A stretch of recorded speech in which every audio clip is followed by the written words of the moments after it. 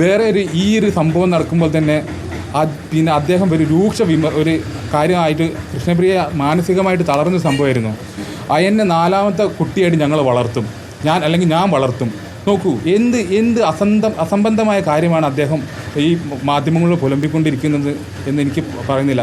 അവളൊക്കെ അന്ന് കരഞ്ഞ് തരിപ്പണമായൊരു ദിവസമായിരുന്നു. ഞങ്ങൾക്ക് അങ്ങനെ ഒരു ആവശ്യകത ഞങ്ങൾ ആരെങ്കിലും മുന്നോട്ട് വെച്ചോ? ഇല്ല. അർജുൻ്റെയും ഈ കുടുംബത്തെയും ഫാമിലിയെയും മുന്നോട്ട് കൊണ്ടുപോകാൻ ഞങ്ങൾക്ക് തീർച്ചയായിട്ടും അതിനുള്ള പ്രാപ്തിയുണ്ട്. അതിനൊന്നും ഒരു ബുദ്ധിമുട്ടും നിലവിൽ ഞങ്ങൾക്കില്ല. അതിനെക്കുറിച്ചൊന്ന് പറഞ്ഞു. നമ്മളൊരു മീഡിയ അറ്റൻഷൻ്റെ മുന്നിലല്ലാതെ നമ്മളെ കുടുംബത്തിനെ വിളിച്ചിട്ട് അദ്ദേഹം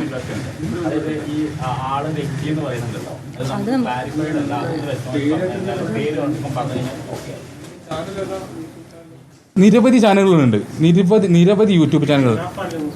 അതെ തീർച്ചയായിട്ടും.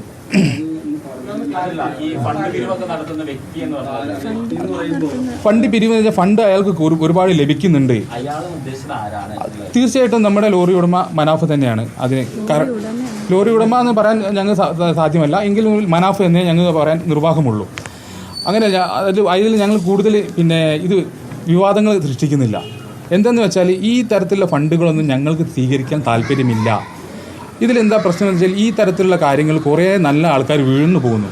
അവരെന്നോട് നിരന്തരമായിട്ട് വീടുകളിൽ സന്ദർശിച്ചിട്ട് അവർ ഞങ്ങളുടെ പ്രശ്നങ്ങൾ ഞങ്ങളുടെ സാമ്പത്തികങ്ങൾ സഹായിക്കാം, എല്ലാ കാര്യങ്ങളും വാഗ്ദാനങ്ങൾ നോക്കൂ. ഞങ്ങൾക്ക് ഞങ്ങളുടേതായിട്ട് ബുദ്ധിമുട്ടുണ്ട്. എല്ലാ ജനങ്ങളും എല്ലാ ആൾക്കാരും എല്ലാ കുടുംബത്തിലുള്ളത് പോലുള്ള പ്രശ്നങ്ങൾ ഞങ്ങളുടെ കുടുംബത്തിലുണ്ട്. സാമ്പത്തികമായിട്ടുള്ള പ്രശ്നങ്ങളുണ്ട്, അല്ലാതെ എല്ലാ കുടുംബത്തിലുള്ള പ്രശ്നമുണ്ട്. പക്ഷേ അതെല്ലാം മുന്നേ അർജുൻ നഷ്ടപ്പെട്ടു, യാഥാർത്ഥ്യമാണ് എന്ന് കരുതി ഞങ്ങൾ ആരുടെയും മുന്നിൽ പോയിട്ട് പിച്ച തെണ്ടേണ്ട ആവശ്യം നിലവിൽ ഞങ്ങൾക്കില്ല.